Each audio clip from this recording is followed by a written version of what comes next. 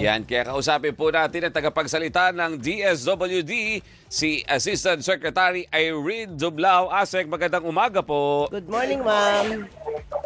Magandang umaga, Doris and Steve. Magandang umaga din po sa lahat ng sumusubaybay ng inyong pong programa. Si Robert po ito at si Doris. Sorry, Robert. Asek, good morning. Doris, magandang umaga. Good morning po. So, ma'am, kagaya ng pasakalye ng aking partner, pasakalye talaga. Kumusta na po? Pahingi naman ng update sa ginagawang pagtulong ng DSWD. Sunod-sunod ang dami yung nangyaring sakuna, kalamidad. Ano pong ginagawa na ng DSWD?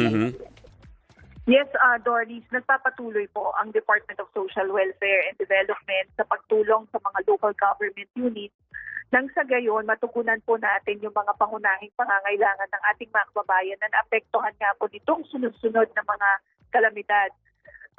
Sa katunayan, Doris and Robert, nandito kami ngayon sa Masbate kasi meron po tayong distribution ng emergency cash transfer para sa mga tourism workers na naapektuhan naman ng bagyong Popo. Opo. Meron tayong emergency cash transfer. Nagkakahalaga ng mahigit 10,000 pesos po ito. So, i-distribute natin ito mamaya. At the same time, Secretary Rex Gatchalian will be going around the province para naman tignan yung iba pang mga tulong na may maibabot sa iba pang mga sektor. Nabanggit nyo rin po yung mga naapektuhan nitong bagyong Ramil na nakaapekto nga po sa ating bansa over the weekend. And nais po natin banggitin na batay po sa aming 6 a.m. monitoring, nasa mahigit 82,000 po ng mga pamilya o ang katumbas niyan ay mahigit 264,000 na katao yung apektado sa iba't ibang mga region. Particularly regions 2, 3, Calabarzon, 5, 6, and 8. In fact, meron nga po tayong na-monitor na mga 237 na mga evacuation centers. Diyan po sa Nueva Vizcaya, sa Nueva Ecija, sa Aurora Province, gayon din po sa Quezon. Meron din po sa Sorsogon, sa Aklan, Antique at sa Capiz, na kung saan meron pong mahigit 3,700 na mga pamilya o may katumbas na mahigit 12,000 po na katao na nasa mga evacuation centers. So far, ang DSWD ay may naipahatid na initial na tulong na nasa mahigit 5,200 po na mga family food packs, mahigit 2,500 na ready-to-eat food packs, at nagkakahalaga na po ng mahigit 5 million pesos yung pong halaga ng tulong na pauna nating na ipabot. In fact, tomorrow we will be visiting naman Capiz kasi meron din nga tayong na-monitor dyan na bilang ng mga nasa mga evacuation centers sa mga pamilya. Nagpapatuloy din po kami no last Friday, doon din naman po kami sa Cebu kasi tinignan po natin yung mga itilayo na mga tent para doon sa mga kababayan natin na hindi pa po umuwi sa kanilang mga tahanan because either their houses are either partially or totally damaged. And meron din po hindi pa umuwi sapagkat natatakot dahil nga may mga sunod-sunod pa po na aftershocks na nararamdaman yung mga kababayan po natin. So nagpapatuloy tayo sa pag-provide ng mga family food stuff. Gayon din po, meron tayong mga isinasatuhan ng psychosocial intervention. In fact, tiniyak natin na may mga tayo ng mga women-friendly spaces at mga children-friendly spaces para yung mga pangangailangan po ng mga sektor na iyon ay napoprioritize at talagang natutugunan. Ang hirap kasi, Doris and Robert, sa mga ganitong mga kalamidad naapektuhan po, nadidisrupt yung mga learning activities ng mga bata. So even if they're inside evacuation centers o nasa mga tent cities sila, mahalaga na nagpapatuloy yung kanila pong mga pag-aaral, nagkakaroon ng mga therapy sessions, and sa ganyan may extend din po yung kanila pong nararanasan na trauma or anxiety. So with all of that, na talagang tinitiyak ng DSWD na lahat po ng mga pangangailangan nating mga kababayan ay naipapaabot. Kaya nga po nang nabanggit ko, we've already provided food packs, non-food items. We support yung kanila pong mga daily activities. But at the same time, we're now helping them with their early recovery with implementation of the emergency cash transfer.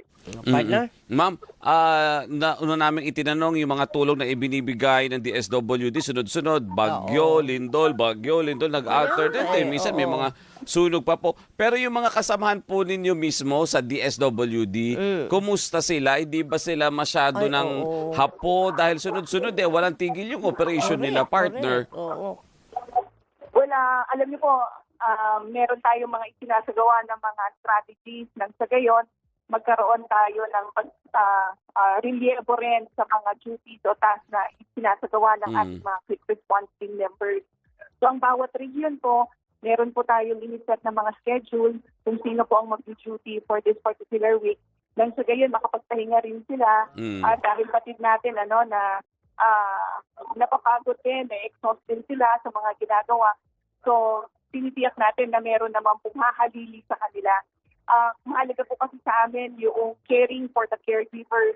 Kasi sabi nga po namin, hindi namin po maibibigay yung pangangailangan o atensyon ng ating mga kabayan kung kami rin po mismo ay pagod na o wala na rin po panahon para sa aming po mga sarili. So, mahalaga po yun na nagtutulungan ang bawat rehiyon at ang bawat opisina dito po sa loob ng DSWD. Opo. Sa ngayon po, saang lugar po o anong rehiyon po ang natutukoy ng DSWD na kumbaga ay hard, tama ba? Sentro, partner. Oo. Hard liit.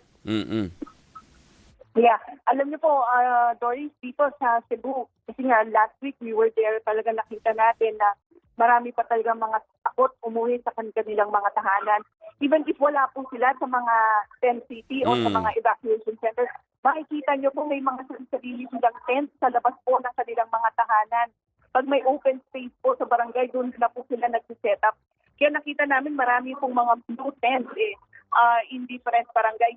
Even when we were flying in, nakikita namin gano'n yung sitwasyon. So talagang ramdam pa po ng ating mga babayan sa northern tip of Cebu yung pong paglamig ng lupa dahil nga sabi natin maya may mga nararanasan pa rin sila may mga earthquake pa nga po or aftershocks na nararanasan. So dito rin po tayo nakatutok sapagkat alam niyo naman po yung ganitong mga earthquake hindi naman po natin ma-predict kung kailan mag-occur o kailan mararamdaman. So we just wanted to make sure na nakasuporta po yung DSWD. In fact, yung aming pong mga mobile kitchen, yung aming mga water truck, nandun pa rin po naka-standby sa mga sa mga tent city. In fact, gayon din po, nakita natin yung ibang tulong ng ibang lokal na pamahalaan. Nakita po namin doon sa San Remedios sa Inubeng, yung nga pong mobile shower ng City of Valenzuela. Dinala rin po doon para alam niyo, maging maayos yung mga kalagayan ng ating mga kabayan sa tent city na may functional na water and sanitation health facility. Ayun. So, talagang nakakapagod ang kanilang trabaho. Pero, ma'am, wag po kayong bibitiw. Dahil kayo ang inaasahan, ang DSWD. Tsaka partner, alam natin, hindi pa ito yung kaya na nga laging may paramdam laging may bagyo. Tapos maya-maya lilindol na naman. Kaya nga mismo ang Pangulo nagsabi, maghanda ang bawat pamilya. Kailangan lahat may go bag. Tama ba? Go bag. Pero ang importante nga, may plano ang bawat pamilya. Mayroong tawag doon. Kumbaga responsibilidad mo yun, partner. Di ba? Kapag nangyari, anong gagawin? Saan kayo magkikita-kita? Paano yung recovery phase? Di ba? Parang ganun dapat. Siyempre makikinig tayo sa DSWD. Correct. For everyone yun. At walang fake news Huwag kayo kung magawa-gawa ng kung ano-anong storya. Sinasabayan ng mga kwentong ang hirap-hirap na nga ng buhay. Ali nga kayo. Ay, nagalit. Easy. Lunes. Asek, maraming salamat po sa inyong oras. Thank you, ma'am. Maraming salamat din po sa pagkakataon. Magandang umaga po. Salamat po. Mabuhay ang DSWD. Correct. Si Asek ay Dublao, ang tagapagsalita po ng DSWD.